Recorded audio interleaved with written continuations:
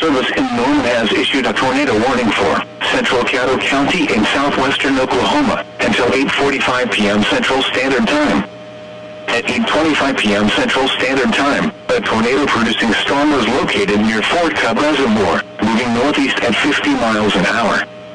Expected hazards included a damaging tornado and quarter-size hail. Tornadic debris has been confirmed by radar.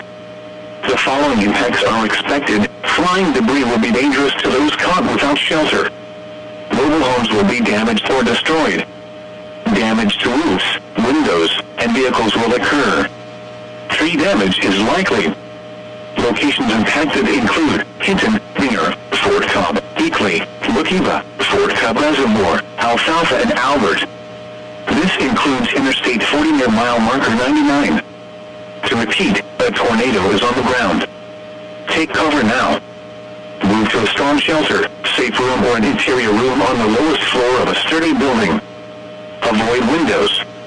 If you are outdoors, in a mobile home, or in a vehicle, move to the closest substantial shelter and protect yourself from flying debris.